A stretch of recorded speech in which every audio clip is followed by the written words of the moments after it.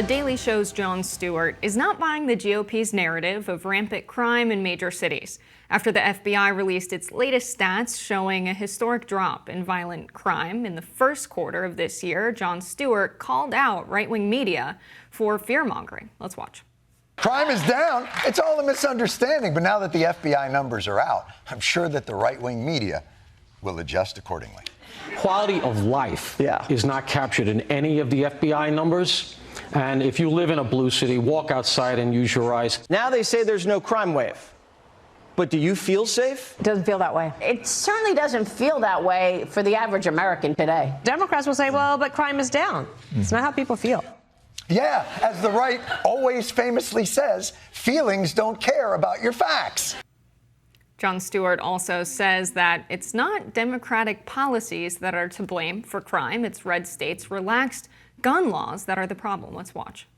Of course, there is one particular type of crime that conservatives seem especially scared about. People are getting shot in the face every single day. You can literally get shot anywhere in the city. We have people getting shot in the subway. People are getting shot out on the street. Go out for a loaf of bread, you end up getting shot. Now, all of this, by the way, is not to say that gun crime does not exist. Of course it does. And some cities are worse than others. But here's the thing, and I say this with all due respect. The balls of these right-wing motherfuckers talking about how there's too much gun crime and chaos in our democratic cities, when Republicans are the ones who've enabled the flood of illegal weaponry into our cities in the first place. That's right. So don't get your little panties in a bunch. Here's something you want to know. 93% of the illegal guns used in crimes in New York City aren't from here. They, like theater majors, have come here to make a name for themselves. The guns come from states like Florida and Georgia and South Carolina, where the gun laws are lax. It was a good theater major burn. Yes, it was, and they deserve it. It's crazy. It's true that crime is down 15.2%. Yeah. To say, but do you feel safe is a little ridiculous coming from the people that are making the public feel unsafe by telling them crime is up so much when, yes, we are getting the FBI's, yearly statistics dropped now. We have quarterly data to rely on, though. Why weren't mainstream Democratic-leaning outlets publishing this data on a quarterly basis? We had access to the data that showed violent crime was down. They could have reported on this from police departments to counter that narrative, and I really think the liberals were very lazy on that, and that's what made them lose this debate, that crime was up. So crime is coming down now. That's a good thing, and I agree with you. Obviously, it sounds ridiculous to respond to those statistics and say, but it doesn't feel like it's getting better. Well, okay, but the crime is coming down. Now, it had gone up. During the pandemic, there was a crime wave bump in a lot of American cities. It wasn't across the board. It was city by city. Crime was up massively in Philadelphia. It was up massively in Baltimore. It was up massively in Washington, D.C., the city you and I are in right now.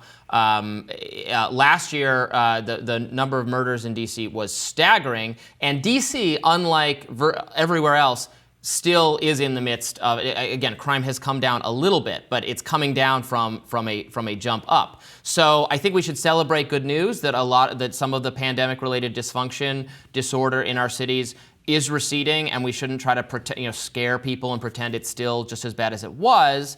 That's not to say that everything is just all perfect everywhere, especially in the nation's capital here. It's still a lot of problems. The guns thing, look, I think Jon Stewart's kind of missing the point there. Look, I have no problem with people, what many Republicans and conservatives who support guns rights will say is, we have no problem restricting gun possession or gun ownership to people with prior arrests and convicted felons. There's a whole class of people who, yes, it is okay to deny them weapons, and they are never prosecuted for having weapons improperly. So, that's my response to people who say we need, some vast new array of gun laws. Well, of all these incidents where people get shot or stabbed or violent altercations, the carjackings, the disorder in the cities, in the vast majority of those cases, they involve someone with a weapon who is already precluded under the law from having a weapon. So we could just enforce that, but what Republicans will say is that Democratic prosecutors in major cities don't enforce these things. People get let out, even after repeated assaults, caught on camera, people are let out over and over again, and that's why you have these problems. And thank God they got Hunter Biden on that. Well, look, there is something to that, right? Do I think Hunter Biden should go to jail for that? Do I think it's a big issue? No. I, in fact, support drug decriminalization. I think, I guess you shouldn't have a gun if you're, in the midst of a psychotic drug-induced episode. But if you're just using drugs, in your own home or whatever, and you buy a gun, do I think that should be illegal? No.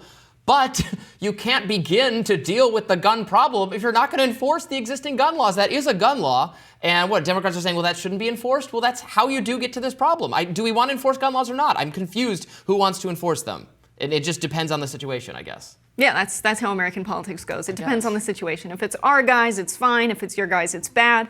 I pulled some of the data after we got 2 quarters into 2023. And at that point in time, the 5 biggest cities in the United States, New York, Los Angeles, Chicago, Houston, and Phoenix, each saw homicides fall by over 10% at that point in time. Now we have the national data. We're seeing that it is a trend nationally. But if we looked at the quarterly data from the FBI, 2 quarters into 2023, it looked like violent crime was down by 8%. Now we know it's 15.2, but at that point in time, there was a comparison done between what crime looked like in the 90s when it was the highest it's been since we started tracking the data.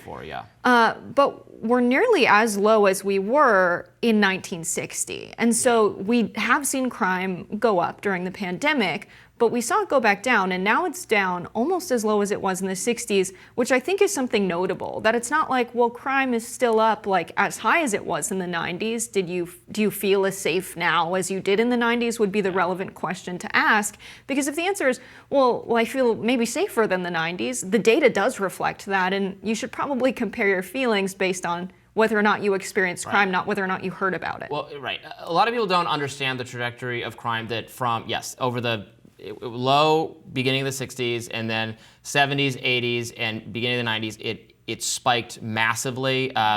The crime rate was just unbelievably high up until about 1993, 1994. We should also and then there was a precipitous decline, like it halved. It fell in half from like 1994 to 2010. We did see it spike after the war on drugs became a major policy. There was a lot of resources thrown at policing departments. So yes, we saw a spike in crime, but more behavior was criminalized and more behavior was punished. If we're not collecting data on it because it's not being punished or it's not technically a crime, it will look like crime is going up and the city's more violent than it was before because we see the numbers, but are more crimes being committed or is more behavior criminalized? That is always true to, as Donald Trump famously observed, you do more testing of COVID, you find more COVID cases. Doesn't mean COVID, there's more of it, it just means you're testing it more.